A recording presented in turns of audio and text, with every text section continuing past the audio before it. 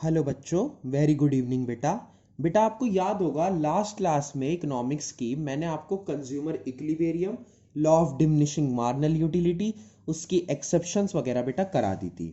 I hope आपको समझ आ गई होंगी। आज बेटा अपना नेक्स्ट टॉपिक लेकर आया हूं मैं। जो नेक्स्ट टॉपिक हमें करना है बेटा वो है लॉ ऑफ डीएमयू की अजम्पशंस। मतलब किन चीज़ों का हमें ध्यान रखना है जब हम लॉ ऑफ डीएमयू, मतलब कि लॉ ऑफ डीएमयू कब लगेगा वो तो हमने पढ़ लिया था कि जब हम मोर एंड मोर यूनिट का यूज करते हैं बेटा तो उससे क्या होता है, लेवल ऑफ सेटिस्फेक्शन कम होता चला जाता है। लेकिन इसके लिए कुछ बातों का हमें ध्यान रखना बहुत ज्यादा जरूरी है।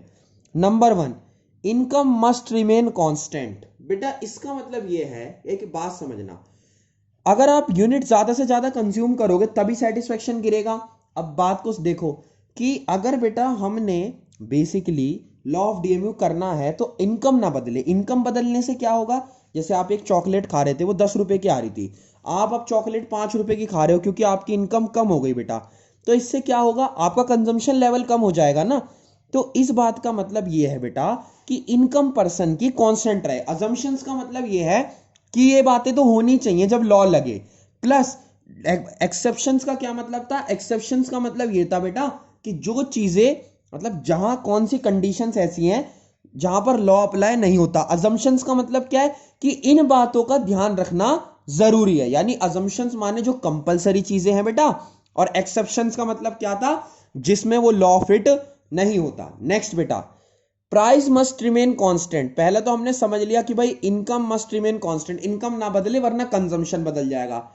दूसरा है बेटा प्राइस रिमेन कांस्टेंट, प्राइस भी कांस्टेंट रहना चाहिए। क्यों, प्राइस कांस्टेंट नहीं रहेगा बेटा तो भी दिक्कत है, क्योंकि अगर प्राइस कांस्टेंट नहीं रहेगा तो इसका मतलब क्या है, इसका मतलब क्या है, प्राइस कांस्टेंट नहीं रहेगा तो इसका मतलब क्या है, इसका मतलब यह है कि क्या नाम है, आपका जो प्रोडक्शन है, देखो मतलब सॉरी कंजम्पशन है, मेरी बात को समझना।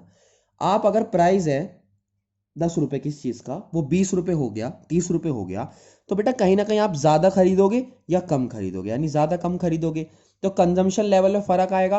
तो इसलिए कहते हैं बेटा कि प्राइस ना बदले, क्योंकि प्राइस के बदलने से कंजम्पशन बदलेगा, और जब कंजम्पशन बदलेगा बेटा तो लॉ भी बदलेगा। नेक्स्ट है बेटा marginal utility of 1 rupees remain constant. 1 रुपए की परचेजिंग पावर कांस्टेंट रहे। अब ये 1 रुपए की परचेजिंग पावर का मतलब क्या होता है, देखो मेरी बात सुनो, कोई भी चीज ना, आज मैं आपको असम्पशंस तक ही कराऊंगा, बजट लाइन नेक्स्ट क्लास में करेंगे। क्या नाम है बेटा, marginal utility of 1 rupee remain constant का मतलब ये है, हम इकोनॉमिक्स में ना हर एक चीज की वैल्यू को 1 रुपए में तोलते हैं। 1 रुपए का मतलब यहां पर है 100% इनकम से। अब वो 1 रुपए नहीं, अगर आपकी इनकम 10,000 है तो आपके लिए 1 रुपया इकोनॉमिक्स के अकॉर्डिंग वो 10,000 है।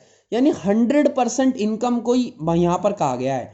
यहां पर यह कहा गया है कि 1 रुपए की जो वैल्यू है, यानी पैसे की वैल्यू वो ना बदले। जैसे पैसे की वैल्यू कब बदलती है, कोई चीज महंगी हो गई तो पैसा कम हो जाता है ना, मतलब वैल्यू कम हो जाती है, और कोई चीज सस्ती हो गई तो पैसे की वैल्यू बढ़ जाती है।